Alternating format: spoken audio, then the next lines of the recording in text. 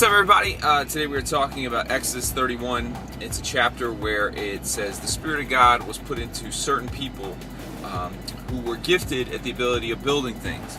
And specifically in this case, these people were getting together to build the tabernacle, as that was the beginning stages of the nation of Israel, etc., etc. And if you read the whole chapter, basically it talks about where God basically addresses it and says, look, I put the Spirit of God, I put my Spirit in these people's lives in order to go out and build what will bring me glory. And I read this with the idea that, you know what, it's so obvious when it comes to music. God puts his hand on us and he gives us his Spirit, he gives us his anointing, his talents, his gifts for one purpose: to build things that bring him glory. And music, of course, is an expression of who we are. It's an expression of what we want to say. But there's just something about when we decide to say, Spirit of God, take over, do your thing with me, and help me to build something musically that brings glory to you, God. Something about that I think God is well pleased with. I remember an old quote from Quincy Jones. He said, leave the door open. It was something like this when he was working on the Thriller record. Essentially saying, leave the door open for the Spirit of God to get in. I'm completely misquoting it, I'm sure. But basically what he was saying was always leave room for the gift of God in your life.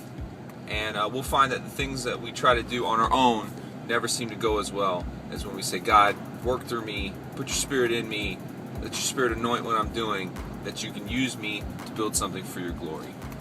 What's going on, everybody? Today we are talking about snares, and wanted to give you just sort of a very basic introduction to snares and things like that. My particular recording setup is Reason.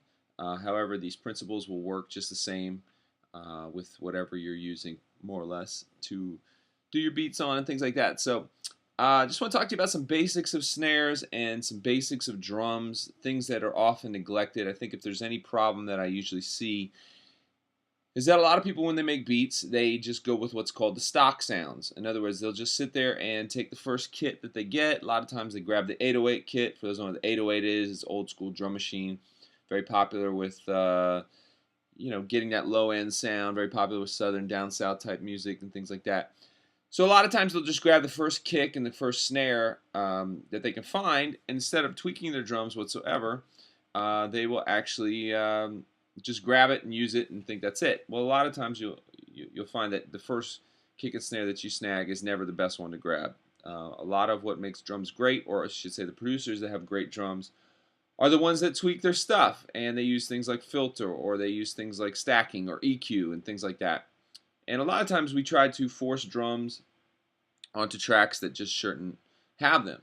As a general rule, if I'm using synthetic sounds, I try to use synthetic drums. If I'm using live sounds, then I try to use live drums. I'm always trying to match the two. Now, I'm not saying you can't deviate amongst that, but a lot of times that's what really helps as a general rule to work. So if you have a live player, but you're throwing synthetic 808 drums underneath it, it just tends to feel like it's awkward, and vice versa. So what I've loaded up here is just some basic kicks and snares. I'm sorry, I've just loaded up some basic snares. I'm going to show you the difference between a clap and a snare. This is a basic clap, kind of a little bit of a reverb on it. That has more of a live sounding clap. It sounds like the hand claps are live. This one has a lot of reverb on it. And then this one right here, it's more of an 808 kick. Or, I'm sorry, more of an 808 clap.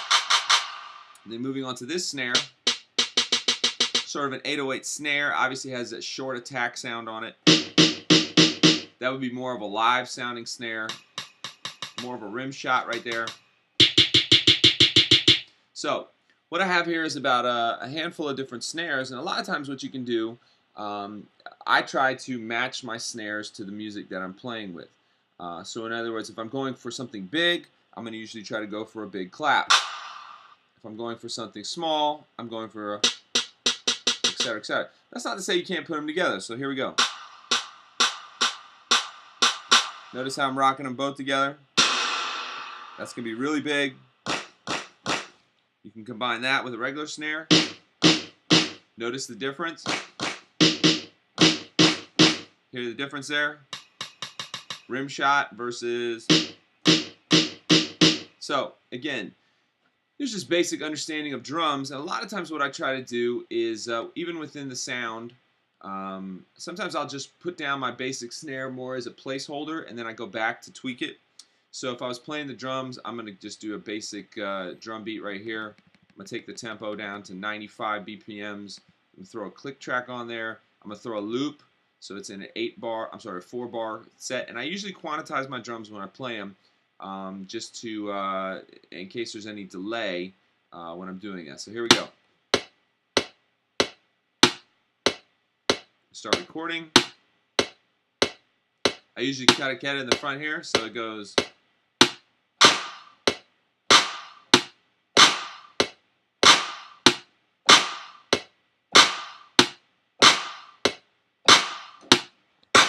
All right, take the click off. So there we got our clap. So even within the context of this, I'm going to start changing the attack on the clap just to let you see what the difference in sounds are. Now all I did right there, I basically trimmed the clap. So normally it's going to sound really big.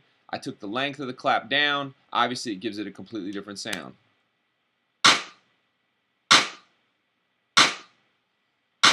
Another thing I can do, bring it back to normal, filter it. Notice it gives it more of a muddier sound. I like it actually with a little bit of less attack.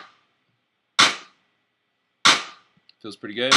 Now I may want to let's say I want to make that clap a little bigger. So there's my big reverb clap. A way I can make that clap sound bigger is this right here. I'm going to add this big reverb clap.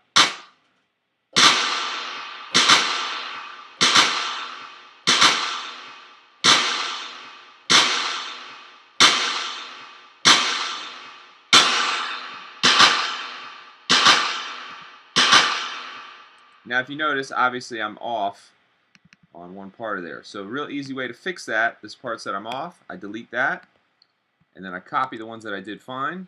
Boom. Now everything is nice and synced. Whoops. Maybe not. There we go. Let's move that. There we go. Now obviously that clap is way too big, so I'm going to fix that real easy. Just to give it a little more room, I'm going to go like this. See what I did? Still feels a little loud, so I'm going to take the volume down on it.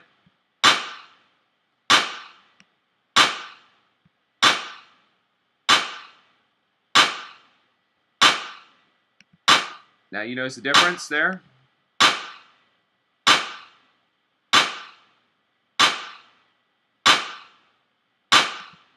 Well, there you go. Just some basic tips you can do, and if you notice what I did in there is basically I messed with the attack of the clap. I messed with the levels, the volume. So I basically got 3 claps going at the same time. I messed with the volume. I messed with the filter.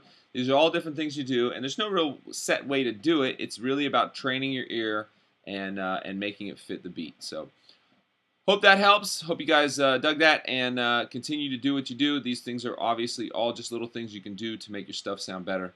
God bless.